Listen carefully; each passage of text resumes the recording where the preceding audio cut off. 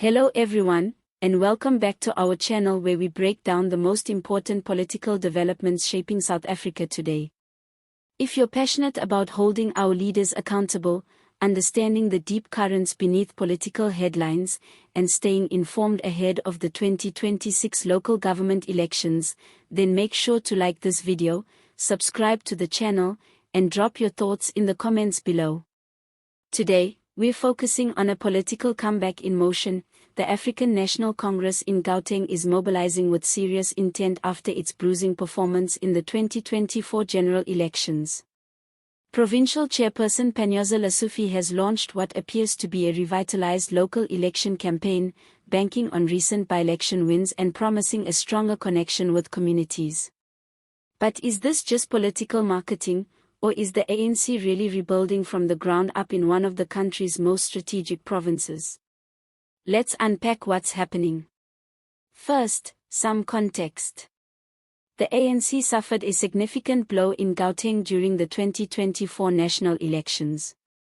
For the first time, it lost its outright majority in this province, a heartland of economic and political power. Major metros like Johannesburg and eKurhuleni slipped from ANC dominance into fragile coalition governments. This wasn't just a slip-up. It was a clear message from voters: the ANC's hold on urban South Africa is cracking. Now, faced with mounting internal pressure and rising opposition from both traditional parties and new entrants, the ANC is trying to reassert its relevance in Gauteng ahead of the crucial 2026 local government elections. And Panyaza Lesufi is at the forefront of this mission. Speaking recently at a rally in Johannesburg, Lesufi tried to strike an optimistic tone. He celebrated the party's by-election wins in some tightly contested wards, victories that are now being used to argue that the tide may be turning back in the ANC's favor. He called these results encouraging signs of renewed trust and claimed that the party is far from finished in Gauteng.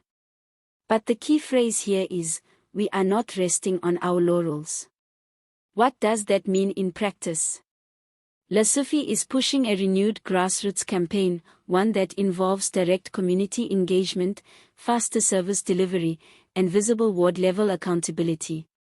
The ANC is trying to fix its image not by relying on national slogans, but by focusing on local-level concerns like waste removal, electricity stability, housing developments, and community safety. In short, they're trying to go back to basics.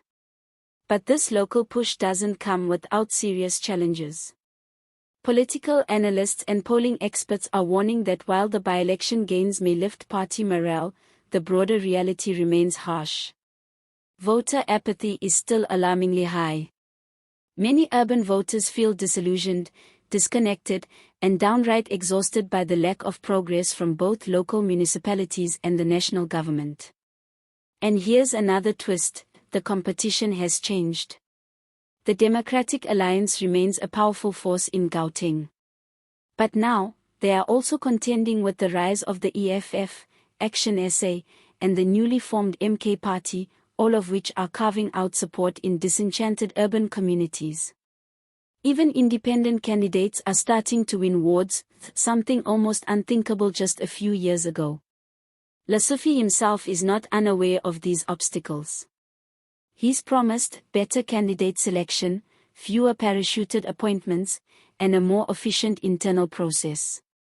He's also committed to what he called targeted campaigning, a strategy that focuses more on vulnerable wards and swing constituencies than traditional ANC strongholds. In theory, that sounds strategic. But in practice, it demands something the ANC has struggled with in recent years: organizational discipline. Since the 2024 elections, internal divisions have flared up within the party.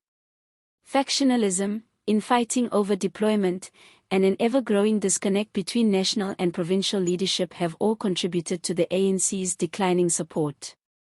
Lesufi's leadership in Gauteng has been seen by some as a breath of fresh air, but others remain skeptical about whether he can unify the party ahead of the 2026 vote.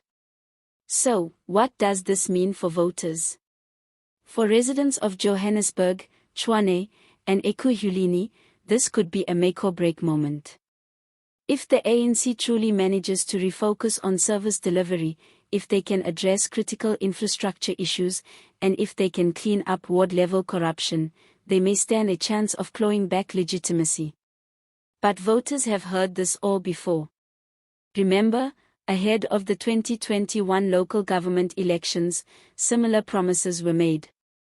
And yet, within months of that vote, power outages, billing errors, and service delivery protests were back in the headlines.